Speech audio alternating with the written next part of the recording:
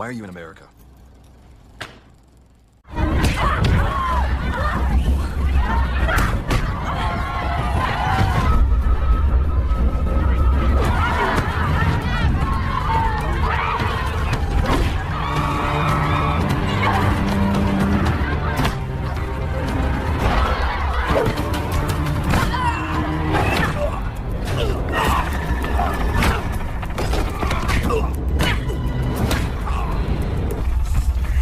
Film dibuka dengan seorang wanita cantik asal Rusia bernama Maya sedang diinterogasi di kantor polisi Las Vegas. Maya menceritakan rentetan kejadian yang dialaminya dari awal hingga ia tertangkap, dan inilah kisahnya. Di awal kisah kita akan berkenalan dengan seorang miliarder asal Amerika bernama Michael dan istrinya seorang balerina asli Rusia bernama Maya serta anak sematawayang mereka bernama Nina. Saat ini mereka tinggal di Rusia.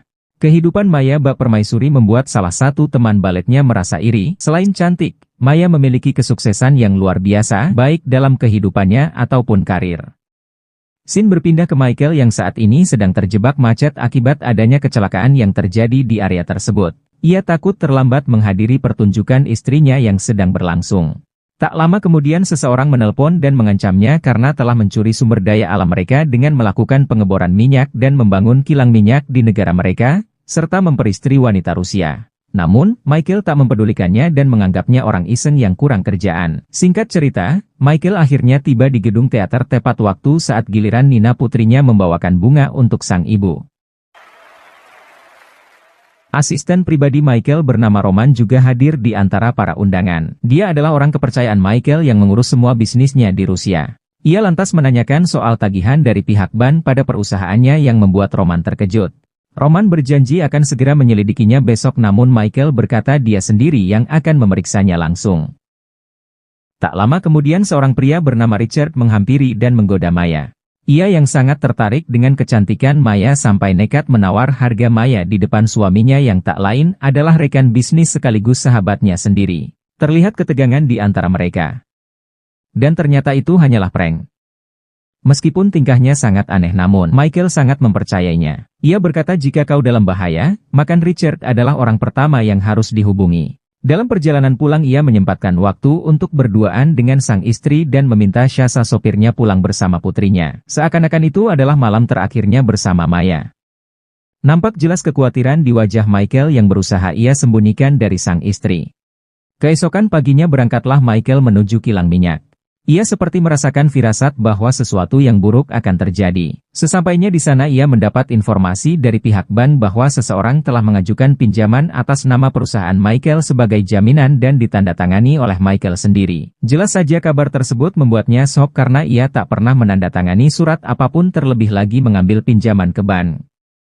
Ia meminta Michael menanyakan masalah tersebut pada karyawannya di kantor. Tak lama kemudian akuntan Michael bernama Usov menghubunginya menggunakan nomor rahasia karena saat ini nyawanya sedang dalam bahaya. Ia berkata bahwa ada sejumlah uang yang sangat banyak dari perusahaan minyak Michael tiba-tiba masuk ke rekening seseorang dan hanya pemilik dokumen berharga yang bisa mencairkan dana tersebut. Ia menduga ada orang dalam yang terlibat namun Usov sudah mengaktifkan protokol darurat yang disebut Nikita sesuai instruksi Michael. Dalam keadaan genting pun tak lupa Michael memesan bunga untuk sang istri. Maya merasa aneh kenapa suaminya tiba-tiba mengirimkannya bunga berwarna merah bukan putih. Sepanjang perjalanan Michael merasa was-was akan bahaya yang sedang menantinya. Sementara itu di kantor Michael, nampak seorang mafia Rusia bernama Joko mengawasi Usov dan di kediaman Michael, Maya dan putrinya mengalami mimpi buruk tentang Michael. Dan benar saja mimpi itu menjadi kenyataan. Saat Michael menerima telepon dari pria misterius, satu persatu pengawalnya tewas termasuk Shasa.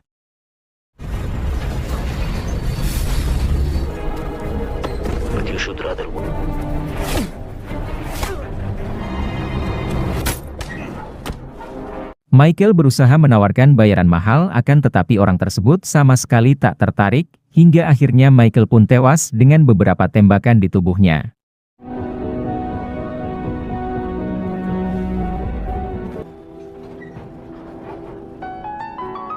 Di sisa-sisa hidupnya ia hanya bisa mengenang wajah sang buah hati dan istri tercintanya. Keesokan harinya Richard mendatangi Maya di tempat latihannya membawa kabar kematian Michael. Betapa shock Maya mendengar berita tersebut. Ia tak menyangka mimpi buruknya menjadi kenyataan. Singkat cerita, di tempat pemakaman Roman berusaha menenangkan Maya. Ia berjanji akan segera menemukan pelaku pembunuhan Michael.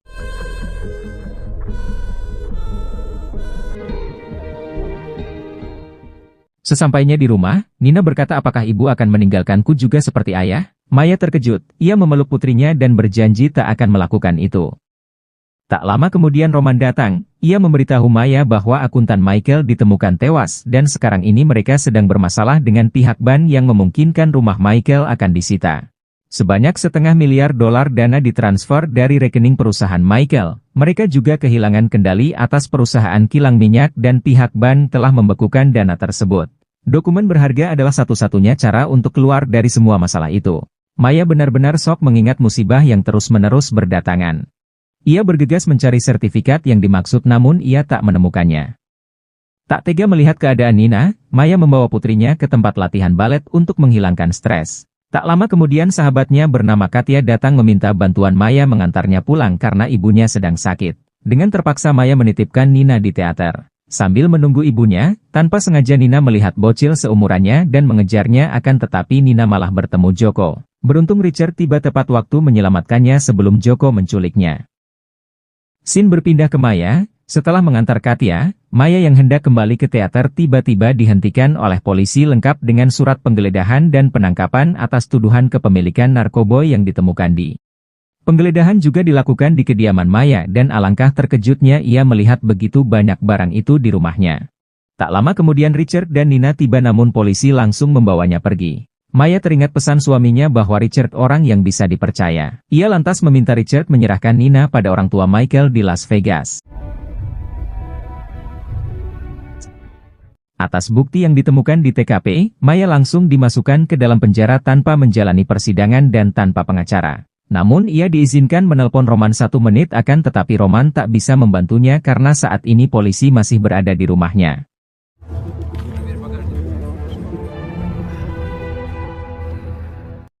Berita penangkapan Mia seketika menjadi viral, anehnya si Katya malah tersenyum bahagia. Singkat cerita, Maya berada satu sel dengan dua napi yang selalu mengintimidasinya, kita sebut saja Inem dan Mawar. Apalagi setelah mengetahui Maya membawa cincin kawinnya secara diam-diam. Kita beralih ke Las Vegas di mana Joko bersama anak buahnya mendatangi rumah orang tua Michael dan membunuh mereka lalu membawa pergi Nina.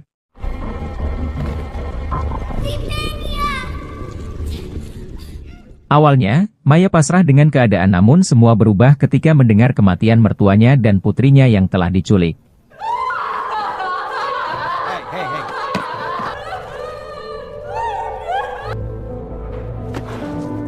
Ia bertekad akan kabur dari penjara untuk menyelamatkan putrinya. Selama berada di ruang isolasi, Maya meneruskan latihan baletnya. Setelah masa hukuman berakhir, Maya didekati Inem. Mereka berusaha merebut cincin berlian dan menanyakan dokumen berharga. Maya sangat terkejut mendengarnya. Untuk itu Maya melakukan perlawanan hingga membuatnya babak belur.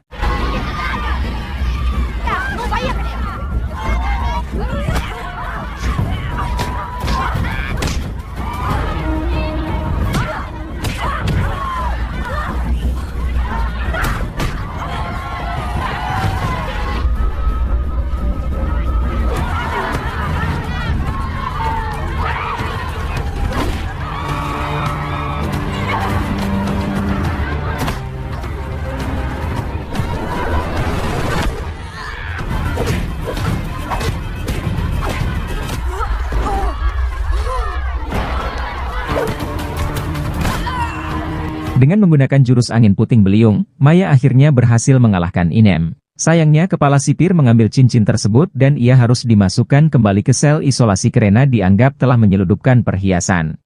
Keesokan harinya beberapa petugas sipir mendatangi Maya, memukul kepalanya hingga pingsan lalu membiarkannya begitu saja. Sesaat kemudian Inem dan komplotannya datang dan melukai tangan Maya seakan-akan ia sengaja melakukan bunuh diri.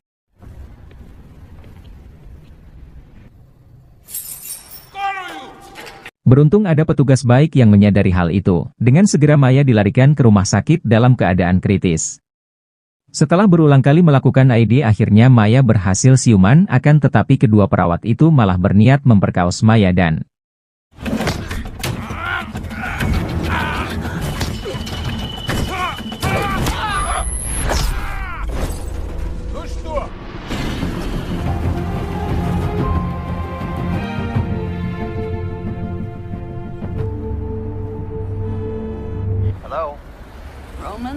Singkat cerita, Roman yang terkejut mendengar suara Maya. Ia segera memanggil dokter melakukan perawatan intensif di rumahnya. Siang malam Roman dengan setia menjaga Maya. Sebulan kemudian Maya sudah pulih, sangat yakin suaminya pasti telah memberinya pesan rahasia yang tak ia sadari. Dan benar saja Maya teringat karangan bunga terakhir Michael. Ia bergegas ke teater mencari bunga tersebut.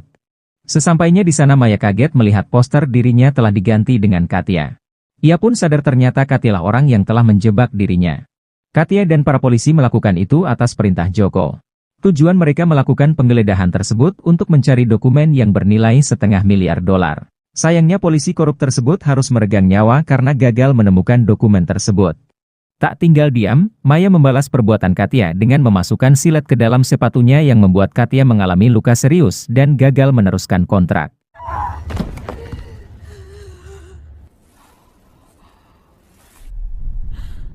Setelah itu Maya bergegas ke ruangannya. Di sana ia menemukan pesan suaminya berupa lokasi loker berisi brankas dan kata sandi. Berangkatlah Maya menuju stasiun yang dimaksud mengambil dokumen tersebut.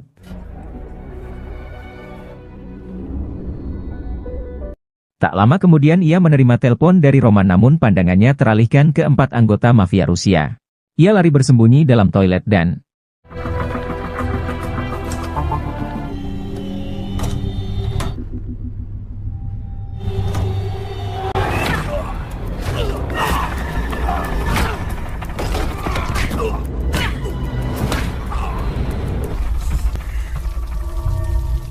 sesaat kemudian Richard mengabarkan bahwa ia telah membuat kesepakatan dengan mafia Rusia akan menebus Nina dengan dokumen berharga Michael.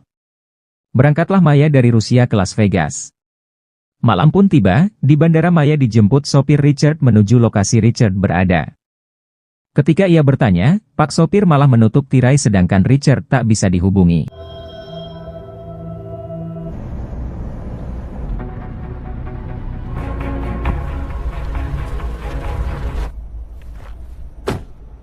Yang ternyata Richard telah dihabisi oleh Joko dan sopir tersebut adalah anak buah Joko. Saat melihat putrinya, Maya langsung memberikan dokumen berharga. Setelah itu mereka berdua dibawa ke sebuah ruangan untuk dieksekusi dan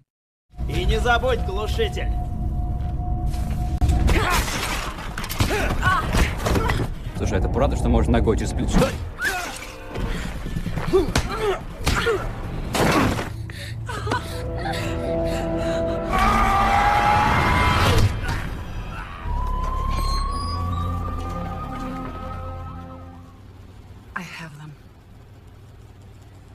Scene kembali ke masa sekarang di mana Sheriff melepaskan borgol Maya saat utusan dari kedutaan Rusia datang menjemputnya. Jadi, Maya ditangkap karena Sheriff mendapat informasi dari kedutaan Rusia bahwa Maya adalah seorang buronan. Di saat bersamaan Nina memberitahu ibunya pria yang hampir menculiknya di teater. Maya terkejut mengetahui hal itu. Sebelum Sheriff membuka pintu, Maya berkata jika orang tersebut bertanya tentang dokumen, dapat dipastikan mereka adalah mafia bukan dari kedutaan karena pihak kedutaan tidak mengetahui apa-apa tentang dokumen tersebut.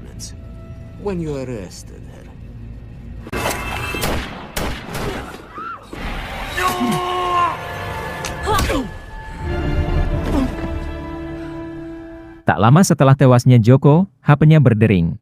Maya langsung mengangkatnya, namun betapa terkejutnya Maya mendengar suara tersebut yang tak lain adalah Roman.